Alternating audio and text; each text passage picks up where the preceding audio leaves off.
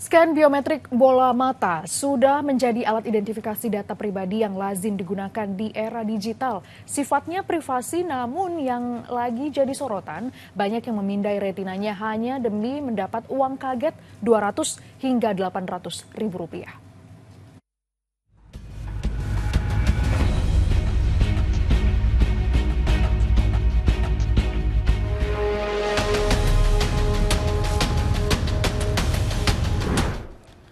Scan biometrik mata untuk iktp, visa hingga data-data penting. Iris mata merupakan salah satu identitas diri yang paling sensitif yang disebut-sebut lebih detail dari sidik jari. Tapi kok dengan mudah ya disebar apalagi untuk ditukarkan dengan uang hingga 800 ribu rupiah. Yuk selengkapnya kita diskusi. Ini waktu kantor cabang World ID di Bekasi Timur belum ditutup. Ratusan warga datang untuk memindai iris mata demi mendapat uang 200 hingga 800 ribu rupiah. Jadi sebelumnya mereka download aplikasi World, terus datang ke sini untuk memindai data biometrik melalui mata dan pengenalan wajah. Kalau sudah, mereka dapat poin yang bisa dikonversi jadi uang tunai. Prosedur ini mancing banyak pertanyaan. Mengapa harus pakai pemindai iris mata untuk sebuah aplikasi? Seberapa aman nantinya data vital yang diberikan ini? Jadi aplikasi World ID ini sebenarnya adalah aplikasi untuk mengidentifikasi manusia dan membedakannya dengan bot. Jadi bot itu adalah program-program yang nantinya ke depannya akan sangat banyak. Dan saat ini sudah banyak digunakan, digunakan tanda kutip disalahgunakan. Untuk apa? Contohnya waktu kamu war tiket, ya kamu lawan bot, nggak bakal menang. Jadi orang dengan banyak komputer lalu pakai program-program bot berebut untuk war tiket itu mereka yang menang. Tujuannya baik, dia bisa mengidentifikasi tadi kan. Bisa orang misalnya mau war tiket, dia bisa bedakan antara manusia dengan bot.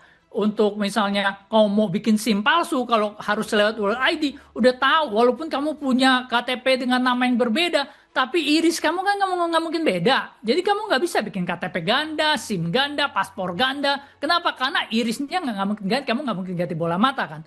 Nah secara teknis sebenarnya itu sangat berguna. Tapi mereka memberikan kesan bahwa seakan-akan, sini scan iris kamu, lalu kamu dapat uang 200 ribu, 800 ribu, sehingga rame kan.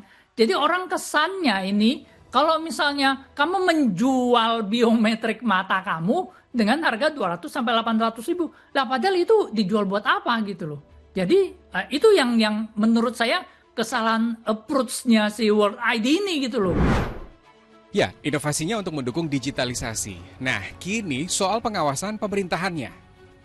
Kita lihat apakah itu bagus atau tidak, apakah dampaknya positif atau tidak, ya kan? Kita tidak boleh menutup diri terhadap hal ini gitu. Tetapi kita juga harus memberikan rambunya.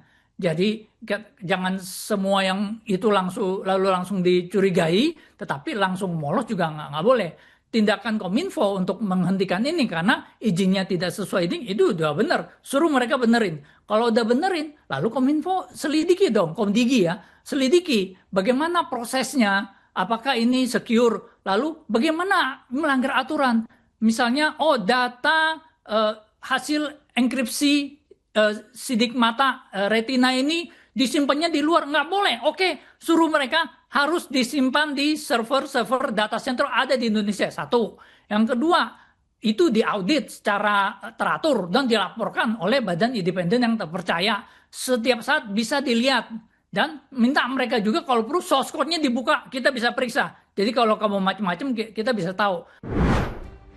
Untuk mencegah resiko makin besar terhadap masyarakat, Kementerian Komdigi membekukan aplikasi WorldCoin dan ID. Komdigi juga akan minta konfirmasi pihak aplikasi soal bagaimana sistem elektronik di layanan ini. Tapi di balik ini ada satu fenomena yang nggak bisa diabaikan. Warga bondong-bondong memindah retina matanya untuk ditukar uang kaget 200 hingga 800 ribu rupiah.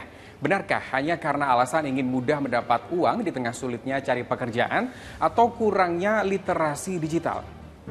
Sebenarnya pertama curiga, karena dia kan ngambil iris mata kita kan ya. Cuman kan kalau iris mata kita kan, data kita itu nggak bisa digunakan. Kalau iris mata itu buat apa? Kita mati juga nggak apa, kecuali nomor KTP ya, guna pinjol segala macam. Awalnya sih curiga, cuman teman saya udah anaknya udah yang kedua kali malah database data pribadi yang diberikan sama pihak. Paling lewat ini doang kan, apa sih? Yang foto tuh. Habis install atau apa itu buat apa gitu, abang paham? Nggak tahu juga. Tapi katanya buat ngumpulin data aja gitu ya. Ya, antisipasi penyalahgunaan pemakaian data pribadi.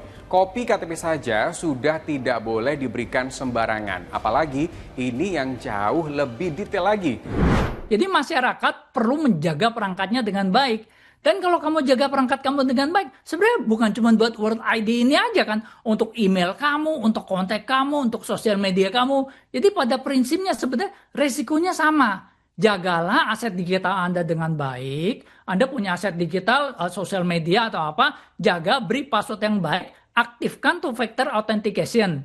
Di handphone, aktifkan pemindai sidik jari, berikan password yang tidak mudah untuk dikenali, sehingga kalau misalnya Anda kan jatuh ke tangan orang lain, itu nggak bisa disalahgunakan, atau karena passwordnya mudah ditebak, bisa disalahgunakan. Jadi hal itu yang perlu diperhatikan oleh masyarakat. Data biometrik, sidik jari, wajah, retina sudah makin banyak dipakai dalam layanan digital. Kenapa krusial banget? Karena data ini sifatnya permanen, gak kayak PIN yang bisa kita ubah kapanpun. Jadi, kita yang punya wajah, kita juga yang harus lebih waspada menyerahkan data biometrik kita. Kamu punya pendapat lain? Yuk selanjutnya kita diskusi di kolom komentar.